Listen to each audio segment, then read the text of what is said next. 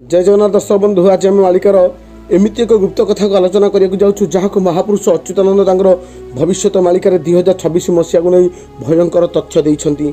महापुरुष अच्युतानंद लिखी आज्ञा कौन सीता ठाकुराणी असती होइबे पर्वत फुटब कई अच्युता वचन त्रिलिन टलिब पथर गार एही गंगा को हरिबे गोदंडा चषिबे सासु जोईरे पिरती बारंगना हे केही न रहिबे बारंगना स्त्री जाति कल से हूँ कि देखूँ परपुरुष परक्रिया प्रीति कोहलिया दिन को दिन आप न्यूज देखुवे भयंकर परिस्थिति मान घटी चली एमती एक गोटे भयंकर कथा को आपण आगे आलोचना करने जाऊँ जहाँ को महापुरुष अच्युतानंद तांकर भविष्य मालिकार गोटे गोटे ही उल्लेख रखिते। महापुरुष लिखिते आज्ञा कौन ना जुहाल हलह करिल बौल कालिका पीबे रक्त जोगिनी जोग माया बढ़ाई न काया उदर होइब तप्त 2026 ठारुल बौल संसार होइब नाश मालिका वचन तिलन टलिब एक हम अवश्य। महापुरुष अच्युतानंद कहवा कथा जो 7 राति 7 दिन अंधार हवा कथा से अंधार समय कौन भयंकर घटना मान घटव एवं तार पर्टिकुलर डेट केते आज आज्ञा आम से कथा को आपण आगे पूरा विस्तृत भाव में आलोचना करके आपको कहीदेबू एवं आपण मनरू स्वतंत्र भाव से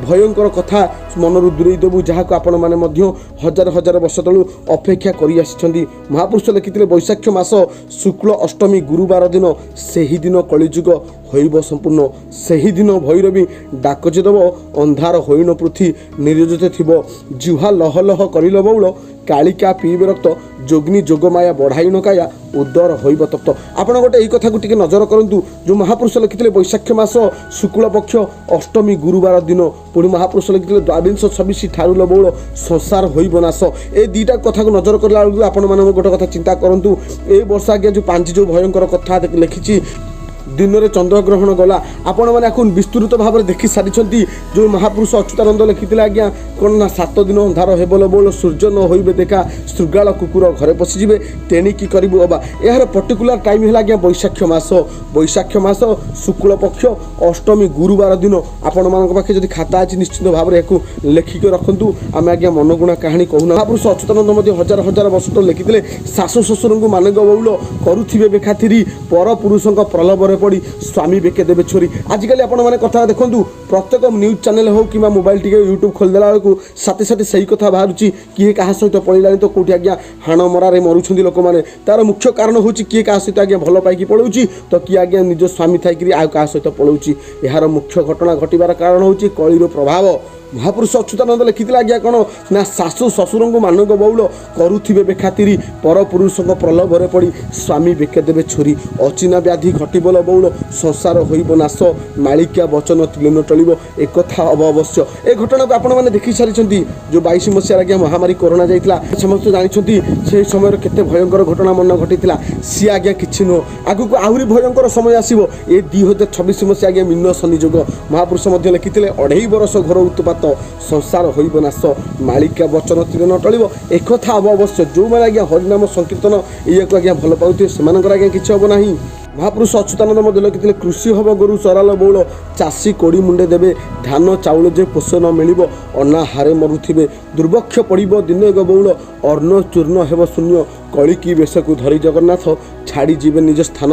महापुरुष अच्युतानंद आज्ञा ये घटना को लिखिं आगुरी भविष्य को देखिक कहीं आजिकल लोक मान प्रकृति व्यवहार को टिके चिंता करूँ मालिकार कथा को आपण मैंने भावतु आम मालिकार कथा कहूना।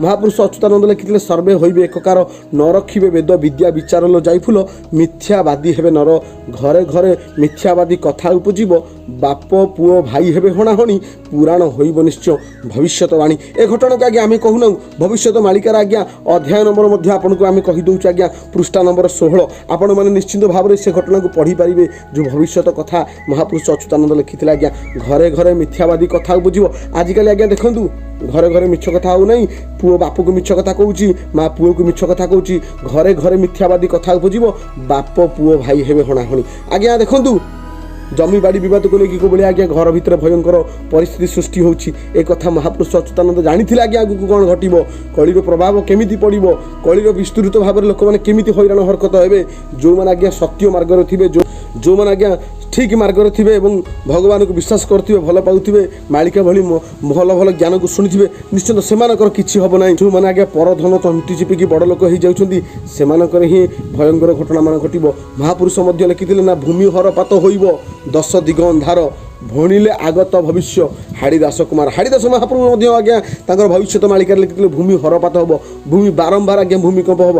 ଆଗରୁ ଏତେ ମାତ୍ରାରେ ବାତ୍ୟା, ଭୂମିକମ୍ପ, ସୁନାମି ଏସବୁ ଜିନିଷ ହେଉନଥିଲା ଆଜ୍ଞା, କିନ୍ତୁ ଆଜିକାଲି ହେଉଛି ଏବଂ ଆଗକୁ ହେବ। ମହାପୁରୁଷ ସେଇ କଥା ଲେଖିଥିଲେ ଭୂମି ହରପାତ ହେବ, ଭୂମି ବାରମ୍ବାର ଭୂମିକମ୍ପ ହେବ, ବଡ଼ ବଡ଼ ଘର ଦ୍ୱାରା ଆଜ୍ଞା ସବୁ ଭାଙ୍ଗି ଭୁଙ୍ଗିକି ଛିନଛତ୍ର ହେଇଯିବ।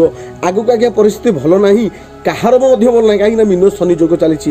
ମହାପୁରୁଷ ଲେଖିଥିଲେ 2.5 ବର୍ଷ ଘୋର ଉତୁପାତ ସଂସାର ହୋଇବ ନାଶ, ମାଳିକା ବଚନ ତିଳନ ଟଳିବ ଏକଥା ହେବ ଅବଶ୍ୟ। ନିଶ୍ଚିତ ଆଜ୍ଞା ଏସବୁ ଘଟଣା ମାନ ଘଟିବ ଏବଂ ଏ ଘଟଣାକୁ ଆଜ୍ଞା ଲେଖିକି ରଖନ୍ତୁ। ଆମେ ମଧ୍ୟ କହୁଛୁ, ଆମେ ଆଗରୁ ଯାହା କହିଥିଲୁ ସେୟା ମଧ୍ୟ ଘଟି ଚାଲିଛି। ଆମେ ଆଜ୍ଞା କହିଥିଲୁ ଆଜ୍ଞା 2026 ମସିହା ବର୍ଷ ଆରମ୍ଭରୁ ଆଜ୍ଞା ଗ୍ରହଣ ଲାଗିବ ଏବଂ ଗ୍ରହଣ ଲାଗି ସାରିଛି।